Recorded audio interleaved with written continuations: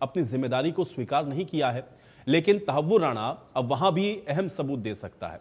इनके ऊपर पाकिस्तान में और कौन से आतंकी नेटवर्क हैं, भारत में और कहां पे हमले करने की तैयारी थी, ऐसे इनपुट भी तहव्वुर राणा से मिलेंगे। आज हम भी इसी पर चर्चा करेंगे। तो तहव्वुर राणा का भारत आना, भारत उसका प्रत्यर्पित होना, यह अपने आप में बेहद महत्वपूर्ण है, क्योंकि 26/11 मुंबई हमला, इसको लेकर के अब कितने और राज खुलने वाले हैं, ये देखना बेहद महत्वपूर्ण रहेगा।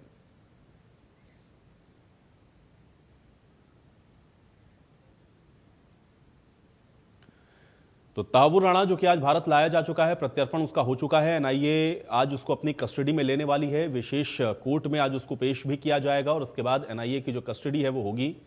अब तहव्वुर राणा, ये देखिए तस्वीरें भी आपको दिखाते हैं, और तहव्वुर राणा की ये तस्वीर आप देख सकते हैं जो कि सामने आई हैं। कुछ और तस्वीरें भी हैं। आज जब पालम एयरपोर्ट पर वो लैंड हुआ और उसके बाद वहां से लेकर के एनआईए के दफ्तर तक और फिर एनआईए के दफ्तर से कोर्ट में पेशी और उसके बाद उसकी कस्टडी, ये तमाम ऐसी चीज़ें हैं जो कि बेहद महत्वपूर्ण हैं और इसलिए सबकी निगाहें इसके ऊपर टिकी हुई हैं कि अब जब तहव्वुर राणा की जो कस्टडी है एनआईए को मिलेगी तो अब आगे क्या कुछ इसमें रहता है, जो तमाम आरोप हैं वो कैसे और स्टैब्लिश्ड होते हैं।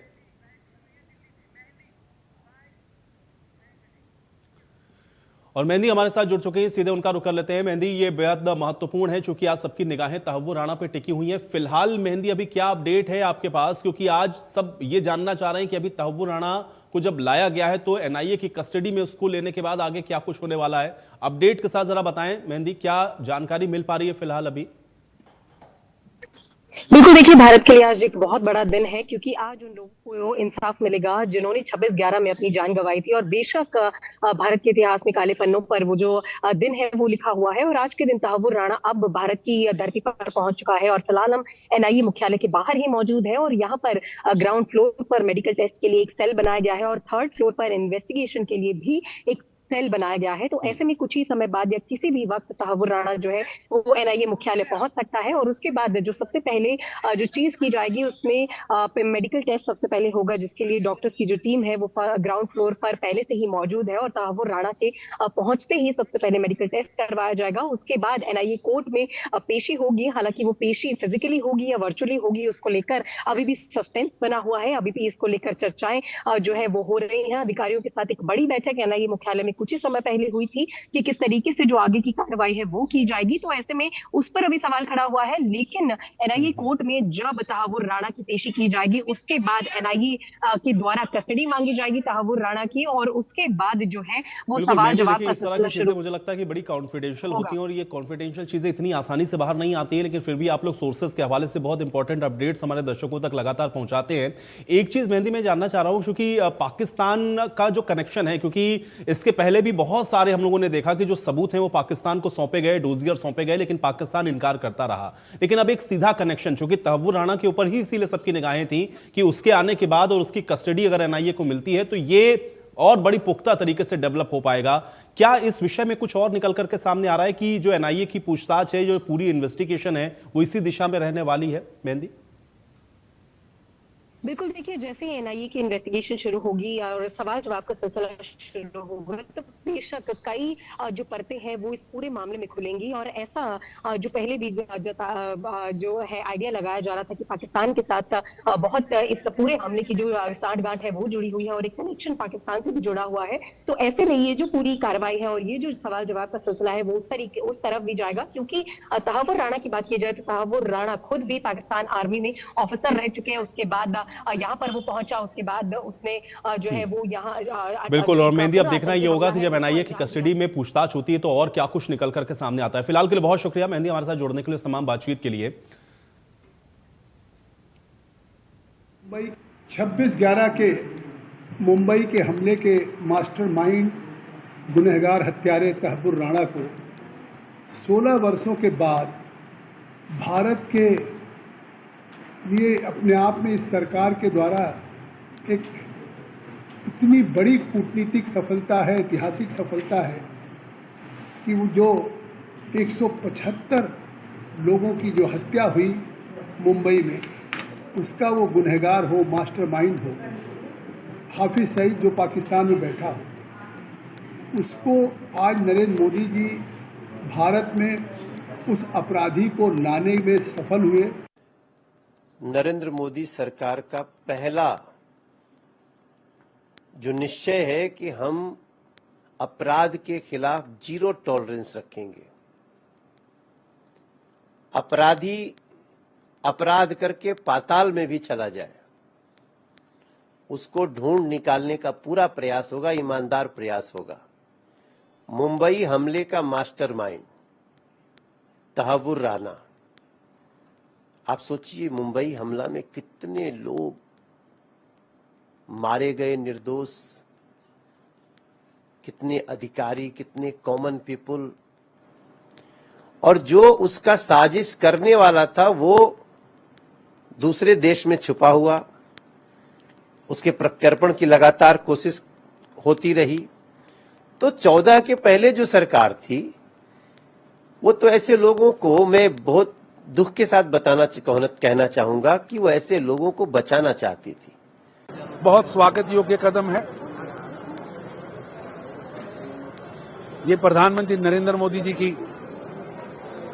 डिप्लोमेटिक विक्ट्री है, ये भारत की विक्ट्री है, ये भारत की सोच की विक्ट्री है कि zero tolerance of terrorism. Bharat पर हमला करने वाले, भारत के नागरिकों की हत्या करने वाले, वो विश्व के किसी भी कोने में छुप जाएं, उनको कॉलर से पकड़कर लाएंगे भी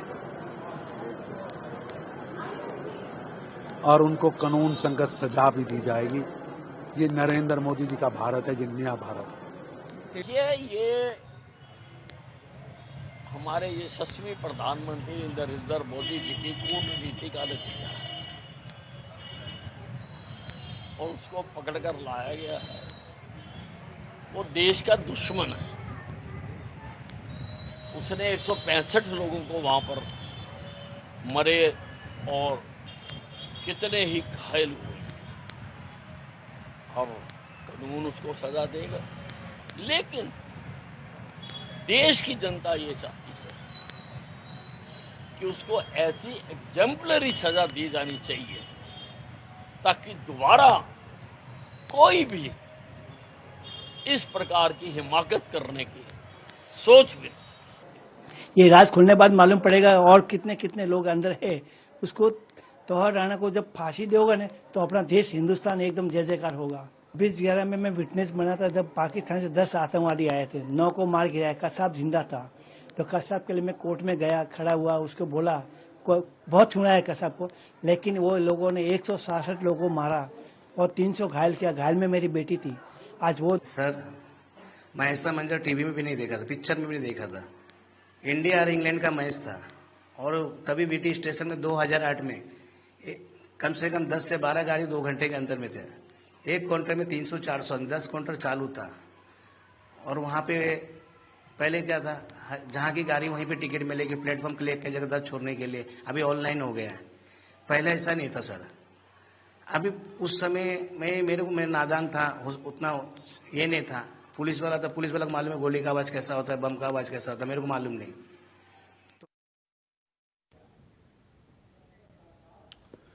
तो कुल मिलाकर के भारत के लिए जाहिर है कि एक बहुत बड़ी कूटनीतिक जीत के तौर पर इसको देखा जा रहा है, क्योंकि तहव्वुर राणा का प्रत्यर्पण भारत के लिए एक बहुत महत्वपूर्ण चीज था। और अब चूंकि वो भारत आ चुका है, एनआईए अब जब उसको अपनी कस्टडी मिलेगी तो और क्या कुछ इसमें डेवलप होता है, आज इसको थोड़ा और बेहतर तरीके से समझने की कोशिश करेंगे। दो बेहद खास मेहमान है मेरे साथ, आज उनके जरिए इसको समझते हैं कि तहव्वुर राणा का भारत आना क्यों इतना महत्वपूर्ण है। दोनों का परिचय पहले आपके साथ करवा देते हैं। विंग कमांडर सत्येंद्र दुग्गल जी हमारे साथ जुड़े हुए हैं डिफेंस एक्सपर्ट के तौर पर। विंग कमांडर सत्येंद्र दुग्गल जी, बहुत स्वागत है आपका। और अनुज अग्रवाल जी हैं, वरिष्ठ पत्रकार हैं, विदेश मामलों के जानकार हैं। अनुज अग्रवाल जी, आपका भी बहुत स्वागत है। सत्येंद्र दुग्गल जी, आपसे मैं जानना चाह रहा हूं, क्योंकि ये तो हम लोग मोटे तौर पर समझ ही पा रहे हैं कि भाई भारत के लिए कितना इंपॉर्टेंट था कि तहव्वुर राणा का प्रत्यर्पण हो। आज वो आ भी गया भारत और अब एनआईए अपने आगे के जो प्रोसीजर है उसमें लगी हुई है। आप इसको किस नजरिए से देखते हैं और क्या इसके मायने हैं, तहव्वुर राणा का भारत आना, एनआईए की कस्टडी में उसका जाना, और फिर अब आगे क्या हो सकता है, थोड़ा अगर आप इसको बता पाए सत्येंद्र जी। जहां एक तरफ ये बहुत ही इम्पोर्टेंट न्यूज है और ये बहुत ही इम्पोर्टेंट एक्ट है कि वो आज उनको भारत लाया गया, दूसरी तरफ ये एक बहुत इम्पोर्टेंट मैसेज है। आप जितना इसको टीवी पे पब्लिसाइज करेंगे, जितनी न्यूज बाहर जाएगी, ये उन प्रोस्पेक्टिव या जो मन में ये सोच के बैठे हैं कि भारत के अगेंस्ट हमला करके हम बच के जा सकते हैं, वो एक बहुत बड़ा मैसेज है लोगों के लिए। एक तरफ जहां ये एक जीत है, वहां दूसरी तरफ ये हमारे प्रोटोकॉल में कमियां भी दर्शाता है कि इतने साल लग गए, लेकिन जो प्रोटोकॉल अब फॉलो हुआ है वो प्रोटोकॉल कहां सक्सेसफुल है, उसमें लूप होल कहां है। जरूर एनआईए और अपने रिसर्च एंड एनालिसिस विंग ने उसको कंपाइल कर लिया होगा और उस पर और आगे की भी अब कार्रवाई शुरू होगी। जैसे वो जो एक हेडली कोलमैन है, जो गिलानी है एक्चुअली उनका नाम है, उनके ऊपर भी ये, उनके जो साथी उनके ऊपर भी लागू होगा। जो इनकी वाइफ थी जो जिसके साथ ये हिंदुस्तान आए, उनके ऊपर भी ये जो है एसओपी लागू हो सकती है और लाने में सफलता मिल सकती है। तो मेरा कहने का मतलब ये है कि आगे आने वाले समय में भी ये रिसर्च एंड एनालिसिस विंग और एनआईए और दीगर एजेंसीज के लिए ये एक प्रोटोकॉल एस्टेब्लिश हो गया। लेकिन सत्येंद्र जी देखिए, पाकिस्तान के परिप्रेक्ष्य में अगर हम लोग देखें, हालांकि वैसे तो बहुत कुछ बताने के लिए वहां के पाकिस्तान के लिए नहीं है, वो तो सारी खुली किताब है, सब अब तो अंतर्राष्ट्रीय पटल पर भी लोग जान रहे हैं, समझ रहे हैं और अब उसको उसी तरह से देखते हैं। लेकिन क्योंकि हम लोगों ने इसके पहले इतने सारे सबूत पाकिस्तान को सौंपे हैं, बड़े बड़े डोजियर हम लोगों ने पाकिस्तान को दिए हैं, लेकिन हमेशा से उसको वो डिनाई करता रहा, इनकार करता रहा। अब यहां पर तहव्वुर राणा के आने से क्या वो चीजें थोड़ा सा आपको ये लग रहा है कि और मजबूत हो सकती हैं, मजबूती से पक्ष रखा जा सकता है, या उसको एक कड़ी में पिरो सकते हैं बेहतर तरीके से, क्योंकि अब कड़ी दर कड़ी जुड़ेंगी एक एक चीजें एक दूसरे के साथ। क्या इस नजरिए से भी इसको हम लोग देखें कि एक बड़ी जीत है, बड़ी सफलता है भारत के लिए? देखिए, मैं काफी पिछले दिनों से इस चीज को मॉनिटर कर रहा था, ट्रैक कर रहा था। हम बात ना सिर्फ सरकार की करते हैं, बल्कि वहां जो जनमानस है वहां पे भी एक भावना पनप रही है कि भारत के अगेंस्ट पाकिस्तान को ये नहीं करना चाहिए था। ये नॉन स्टेट एक्टर या नॉन स्टेज एक्टर को जो भारत स्टेट में ले आया और अब स्टेज पर भी ले आया, उससे एक बहुत बड़ा जनमानस वहां पर उसको मालूम है कि ये भारत के अगेंस्ट नहीं करना चाहिए। तो एक धीरे धीरे परिवर्तन आ रहा है वहां पर भी। मैं काफी दिनों से इस चीज को ट्रैक कर रहा था। लोग इन काफी पॉलिटिकल जो वहां की जो पब्लिक है, जो वहां का जो शासन है, उसके अगेंस्ट भी बात करते हैं। डेफिनेटली ये जो है, और पाकिस्तान के शासकों के लिए भी वो है कि इनका पर्दाफाश हो गया। जैसे ये नॉन स्टेज एक्टर या नॉन स्टेट एक्टर कहा करते थे, वो एक्सपोज हो गए। अब वो बोलने के पहले काफी कुछ सोचेंगे। अनुज जी, आपसे भी मेरा यही प्रश्न है कि एक तो तहव्वुर राणा का भारत आना, इसको किन किन बिंदुओं पर हम लोग देखें और इसका एनालिसिस अगर हम लोग करें तो ये कितना महत्वपूर्ण हो जाता है, क्योंकि बहुत सारी बातें ऐसी हैं जो पब्लिक डोमेन में है जिस पर हम लोग डिस्कस भी कर सकते हैं, कुछ चीजें ऐसी भी हैं जो कि बड़ा सिक्योरिटी के लिहाज से, तो इसलिए उन सारी चीजों को बाहर लाया भी नहीं जाता। लेकिन फिर भी अगर हम लोग इन सारी चीजों को देखें, या तहव्वुर राणा का भारत आना या एनआईए की कस्टडी में उसका जाना, कैसे इसको देखते हैं? क्या एक बड़ी कूटनीतिक जीत, या इससे आगे भी कुछ और नजर आ रहा है? अनुज जी। जी आयुष जी नमस्कार। और बड़ी महत्वपूर्ण चर्चा है, बड़ी महत्वपूर्ण एक आज दिन भी है कि कम से कम भारत ने कूटनीतिक रूप से अमेरिका को अपने पक्ष में करते हुए और तहव्वुर राणा को भारत में प्रत्यर्पण करा दिया।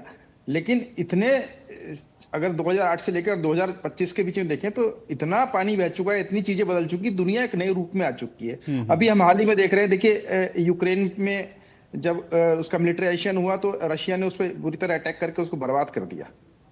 उसको कोई सबूत की जरूरत नहीं पड़ी, उसने सीधा अटैक किया। अब ऐसी अगर गाजा पट्टी में, मिडिल ईस्ट में आप देखिए तो इजराइल ने कितनी बुरी तरीके से हमास को, हिजबुल्लाह को और हुती को बर्बाद करने पे तुला है, और वहां कोई सबूत नहीं मांग रहा, कोई इंटरनेशनल ऑर्गेनाइजेशन नहीं मांग रही। और भारत सिर्फ एक आतंकी हमले में एक व्यक्ति की जो सहायक था, असली जो हेडली था, जो पूरी पटकथा का जो खलनायक था, उसका सहायक था ये, उसको सारी फैसिलिटेट करता था इंडिया में, उसकी गिरफ्तारी में हमने 14-15 साल लगा दिए। तो ये हम बदलते विश्व में हम कहाँ हैं, ये हमारी कूटनीति बताती है। हमें जितना आक्रामक होना चाहिए, जितनी तेजी से अपने दुश्मनों को सफाया करना चाहिए, चाहे राष्ट्र के स्तर पर चाहे अंतर्राष्ट्रीय स्तर पर, वो कहीं ना कहीं हमारी उसमें कमी और कमजोरी दिखाता है। हम कूटनीतिक जीत के रूप में बड़ा कह सकते हैं, लेकिन आप ये बताएं, इस दुनिया में इस तरीके से इस समय खेल चल रहे हैं, और जो महाशक्तियां जिस तरीके से बड़े आराम से किसी भी देश तक पे आक्रमण करके उसको बर्बाद कर देती हैं, और हम एक आतंकवादी को अमेरिका से यहाँ तक लाने में ही 15-16 साल खर्च कर देते हैं। तो ये हमारी, जबकि हमारा डिफेंस एक्सपेंडिचर इतना बड़ा है, इतनी मिलिट्रीज है, इतनी हमारी इंटेलिजेंस एजेंसीज हैं, हमारी सरकार इतनी एग्रेसिव भी है, और मोदी जी तो पूरे विश्व में एक स्तर में एक बड़े एक अल्टरनेटिव। लेकिन अनुज जी, यहां तक आने में भी आपको नहीं लगता है कि थोड़ा सा वक्त तो, खैर चूंकि जब आप अपने आप को ये पोर्ट्रेट करेंगे कि आप किन किन चीजों में आप एक वर्ल्ड पावर के तौर पर हैं, तो फिर आपको आयुष जी, उसके लिए भी एक बहुत लंबी जर्नी तय करनी पड़ती है, क्योंकि मामला 2008 का वर्ल्ड पावर के तौर और पर तो अमेरिका मौजूदा भी रशिया वक्त भी में है अगर ना। आप ये कहें कि भाई डिले हुआ, तो उसके लिए तो सारे लोग बराबर से जिम्मेदार हुए ना। फिर भाई आप देखिए, आपके सामने सामने वर्ल्ड पावर के रूप में अमेरिका ने कितनी बुरी तरह से इजराइल का साथ दिया है, एकदम एक तरफा। रशिया ने किस तरीके से काम किया, चाइना उसके साथ सब पूरी सपोर्ट कर रहा है। तो ये खेल हम डिप्लोमेटिकली कहीं ना कहीं बहुत पीछे हैं। हम पाक ऑक्यूपाइड कश्मीर में आतंकी कैंप चल रहे हैं, एक बार हमने हमला किया, उनके शिविर तबाह कर दिए, उसके बाद से लेकर अब तक हमने कुछ नहीं किया। लगातार कश्मीर में इन्फिल्ट्रेशन है, लगातार 100, 150, 200 आतंकवादी हर तीसरे चौथे महीने घुस जाते, पाकिस्तान घुसा देता है। हम हमारी रोज सेनाएं उनके साथ जूझती हैं, रोज 2-4 हमारे अफसर मर जाते हैं, जवान मरते हैं। तो मुझे लगता है कि हम जितना एग्रेसिवली हो सकते हैं उतना एग्रेसिव भारत सरकार अभी तक नहीं हुई है। चाहे वो पाकिस्तान में चूंकि इस्लामिक राष्ट्र है और पाकिस्तान चूंकि भारत के साथ जुड़ा रहा है, कभी एक भारत और पाकिस्तान एक थे, और भारत में भी बहुत से सहानुभूति रखने वाले हैं, तो इसलिए बड़ा डिप्लोमेटिकली और शांति से काम लेना होता है। लेकिन कम से कम जो हम पर आक्रमण कर रहा है, हमें परेशान कर रहा है लगातार, हम उसका जवाब अनुज जी, देने ठीक के है, लिए सक्षम होना मैं इसको थोड़ा और बेहतर तरीके से समझता हूं। सत्येंद्र जी, मुझे लगता है वो डिफेंस एक्सपर्ट हैं, वो और अच्छे से इसको समझाएंगे। सत्येंद्र जी, अभी जो मौजूदा वर्ल्ड ऑर्डर है, या जो जिसका एग्जांपल अभी अनुज जी दे रहे थे, इतने देशों का नाम उन्होंने भी गिनवाया, लेकिन क्या भारत के परिप्रेक्ष्य में इन चीजों को हम लोग एज इट इज लागू कर सकते हैं, या हमारी जियोग्राफिकल कंडीशन, या हमारे देश के अंदर की स्थितियां परिस्थितियां, या हमारा अगर हम लोग वर्ल्ड के साथ अपने अलग अलग संबंधों को देखें, क्या ये पॉसिबल है, या आपको लगता है कि नहीं नहीं नहीं कुछ चीजें ऐसी हैं जो हम लैक कर रहे हैं, या एग्रेशन उस तरीके का नहीं है, या हमें ऐसा ही करना चाहिए जैसा इस समय हो रहा है? कैसे देखें इसको आप, सत्येंद्र जी? देखिए, अगर आप ये प्रश्न 5 साल पहले या 4 साल पहले पूछते तो उसका एक डिफरेंट उत्तर होता। पिछले 2 साल में जो इशू आपने उठाया वर्ल्ड ऑर्डर के बारे में, या जो इंटरनेशनल रिलेशनशिप है, पिछले 1.5-2 साल में बहुत टर्बुलेंट टाइम्स आ गए हैं, बहुत डायनेमिक है सिचुएशन वर्ल्ड की।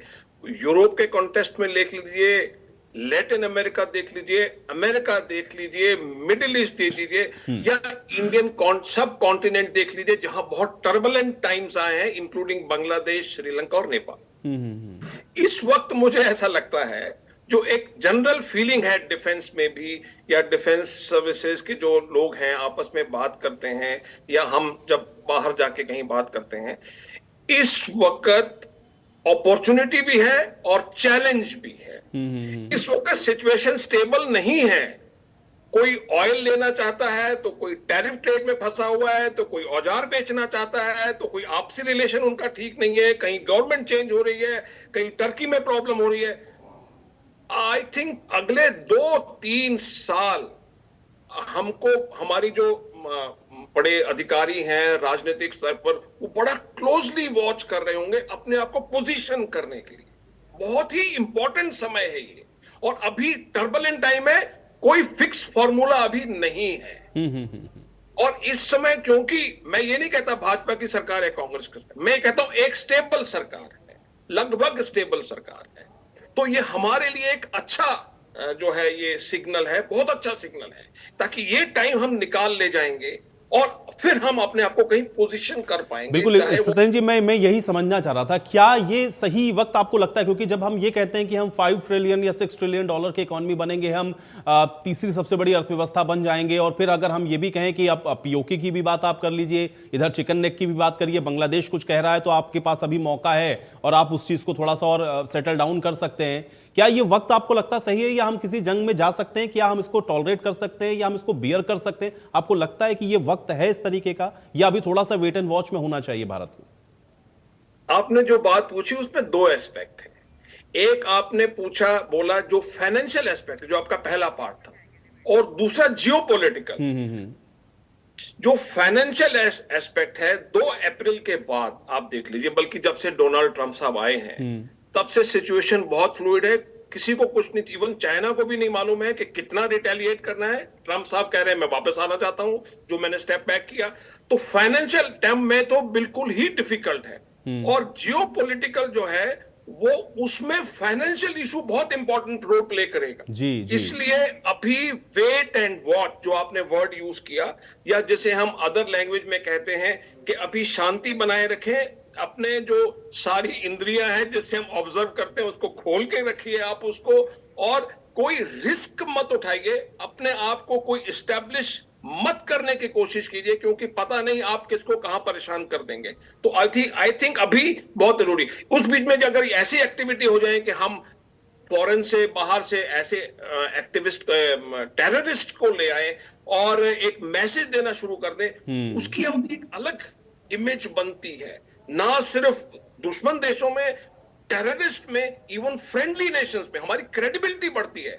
हमारी जो एजेंसीज है उनके प्रति लोग अच्छे भाव से देखना शुरू करते हैं, जो बाद में फाइनेंशियल, जियोपॉलिटिकल और सिक्योरिटी इस्टेब्लिश करने में सहायता देती है। बिल्कुल अनुज जी, देखिए पॉलिटिकल टर्बुलेंस तो बहुत सारे रहे और जाहिर है कि जो बात आप कह रहे हैं वो बिल्कुल ठीक है कि इतना समय लगा प्रत्यर्पित कराने में, लेकिन इसका एक मैसेज तो जा ही रहा होगा ना। और दूसरा ये है कि जब आपके पास आपके घर में घुस करके जिसने इस तरह इतने बड़े आतंकी हमले को अंजाम दिया, वो शख्स अगर आपके पास आ चुका है, तो फिर इस पर आप क्या लगता है आपको कि बड़ी पूछताछ के बाद और भी बहुत सारी ऐसी चीजें हैं जो कि निकलेंगी इसके साथ और जुड़ेंगी? जो बात भारत बार बार अंतर्राष्ट्रीय मंचों पर कहता रहा, उसको पुख्ता करने में थोड़ा सा और एक मुझे लगता है कि एक पॉजिटिव एस्पेक्ट तो ये इसका है।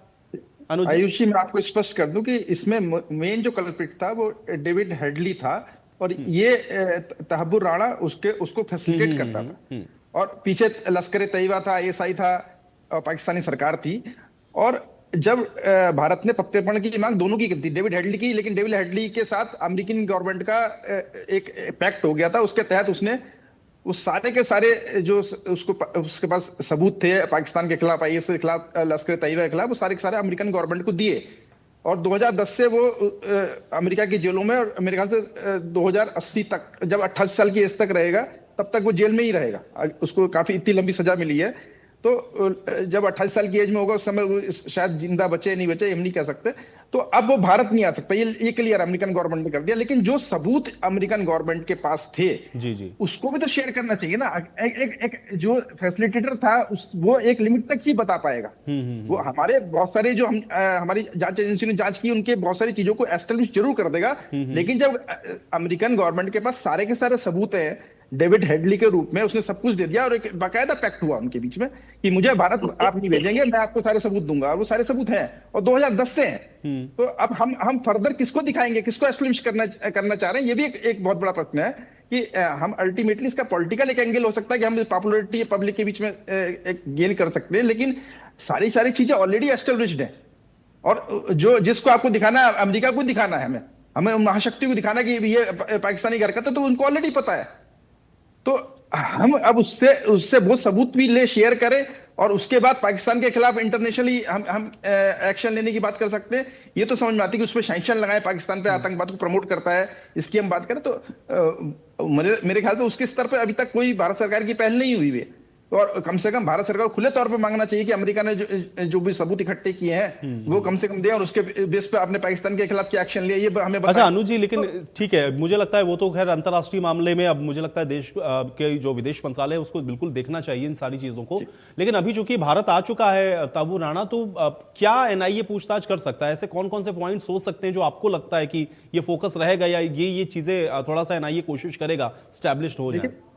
तहब्बुर राणा ने अपनी कंपनी के थ्रू हमेशा, जब भी डेविड हेडली को भारत आना था, उसको फैसिलिटेट किया, उनकी कंपनी के वीजा पे ही वो लगातार आया, उसको एम्प्लॉय दिखाया गया, सैकड़ों बार कॉल पे बात हुई, उसकी डिस्कशन, वो सारे सबूत एनआईए के पास है। तो ये तो बहुत इजी है उनके लिए एस्टेब्लिश करना कि दोनों के बीच में बहुत अच्छे संबंध थे। वो उसको एज ए एम्प्लॉय अपने इंडिया बुलाता था, अब वो उससे अपने रिलेशन को से हाथ नहीं झाड़ सकता। अब वो क्या क्या बात हुई, जब सैकड़ों बार आप फोन पे बात कर रहे हो, तो आपकी बातें क्या क्या हुई, आपने उनके साथ अगर अपनी फैसिलिटी किया आपको, और अभी भी लगातार देखिए तहब्बुर राणा केस लड़ रहा है अमेरिका में। अभी लेटेस्ट जब सुप्रीम कोर्ट में आ रहा है, उसके बाद भारत उसको लाया जा रहा है। तो इतने लंबे सालों तक उसने अपना लड़ाई लड़ी, उसके पास फंडिंग कहां से आई? तो अमेरिका में तो अदालतों की कार्यवाही बड़ी महंगी है। तो वो कहीं ना कहीं जो सोर्सेस थे वो भी उसकी कुछ लोग मदद तो कर ही रहे थे ना। तो अमेरिका में भी एक उसके साथ सिंपैथी रखने वाली कोई ना कोई पॉलिटिकल पार्टी है, उस सेगमेंट रहा होगा, इंटरनेशनली भी कुछ ना कुछ रहे होंगे। तो ये चीजें सारी एस्टेब्लिश करी है ना ये, और बताया कि किस बड़े षड्यंत्र के तहत ये सारा काम चल रहा था। और आतंकवाद सिर्फ एक पाकिस्तान नहीं करता, पाकिस्तान के पीछे भी हो सकता है चाइना हो, या हो सकता है कुछ सेगमेंट और दुनिया के हों। तो वो सारा नेक्सस सामने आएगा, और ये एक बहुत बड़ी जीत भारत की होगी कि कम से कम वो थ्योरी जो एक हम कह सकते हैं कि हम इनफॉर्मल डिस्कशन करते हैं जिन चीजों की, कि ये ऐसा ऐसा हुआ है, लेकिन हम फॉर्मली कह सकते हैं, वो फॉर्मली एस्टेब्लिश होगा। तो ये एक बहुत बड़ी जीत है इस रूप में। बहुत महत्वपूर्ण बात आपने कही है सत्येंद्र जी। जो बात या अनुज जी ने जिस ओर इशारा किया कि भाई देखिए हमको जिसको बताना है, ठीक है, हमारे जो नेबरिंग कंट्रीज हैं या जो ऐसे कंट्रीज हैं जिनको एक मैसेजिंग हमको करनी थी उनके लिए तो ठीक है, लेकिन अल्टीमेटली तो हमको यही बताना है ना महाशक्तियों को, या जिनके सामने हम जाकर के ये कहते हैं कि भाई पाकिस्तान ऐसा करता रहा, भाई उसको तो पहले से ही पता है, 2010 से उसके पास सारे एविडेंस, सारे सबूत मौजूद हैं, तो फिर इसका क्या लाभ होने वाला है, या ये एक बड़ी जीत कैसे हो सकती है? कैसे इसको देखेंगे आप सत्येंद्र जी? हम अपने जो क्रिमिनल एंगल होता है उससे हम किसी चीज को प्राइस कैच कहते हैं, तो ये एक्चुअली इनके लिए एक प्राइस कैच है जो हिंदुस्तान ले आया गया। अब भारत के विरुद्ध फॉरेन कंट्रीज में क्या क्या एंटी नेशनल एक्टिविटीज चलती हैं, ये जो तवर्रो रावणा है ये पाकिस्तान में बॉर्न हुआ कैनेडियन नेशनल है जी जी। इसकी वाइफ डॉक्टर थी जो एक हाईली क्वालिफाइड डॉक्टर थी। इसके अलावा जो ये कॉलन हेडली थे वो उनको गिलानी है, सैयद गिलानी के नाम से जाना, वो एक्चुअली वो American born Pakistani American born था वो, और वो अमेरिका में वो रहता था, वहां के सिटीजन थे।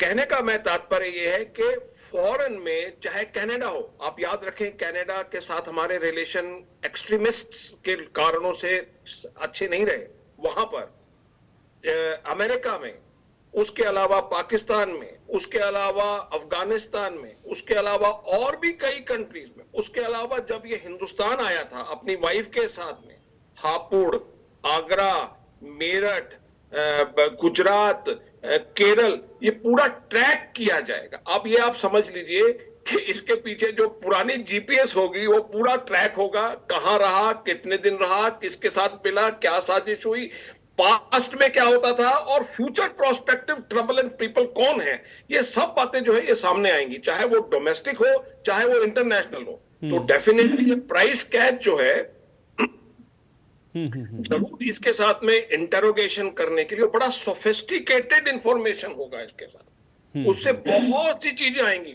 और आप अभी नोट करेंगे जैसे जैसे ये इंटरोगेशन आगे बढ़ेगा जी जी, काफी लोग बैकफुट पर चले जाएंगे, और ये जैसे जैसे इंफॉर्मेशन मीडिया के पास आएगी, कई बार इंफॉर्मेशन दी जाती है प्रेस कॉन्फ्रेंसेस में, कई बार लीक होती है और एक डिनायल मोड शुरू हो जाएगा, बट जो है वो आग से ही तो धुआं उठता है, इसका मतलब धुआं उठ रहा है, कुछ इंफॉर्मेशन आ रही है, तो लोग बैकफुट पर जाएंगे। तो ये प्राइस कैच है और हिंदुस्तान की एजेंसियां इसे मैक्सिमम जो है वो एक्सप्लॉइट करेंगी और फ्यूचर ट्रबलेंट मेकर्स को।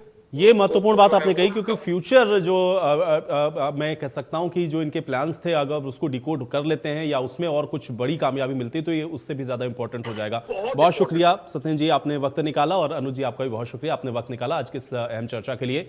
तो हालांकि अब आतंकी भारत आ चुका है, प्रत्यर्पण भी उसका हो चुका है, लेकिन अब एनआईए जब अपनी कस्टडी मिलेगी और जब पूछताछ करेगी तब फिर देखना है कि तहव्वुर राणा और क्या कुछ जो राज है वो उगलता है। आज इस खास पेशकश में मेरे साथ फिलहाल इतना ही।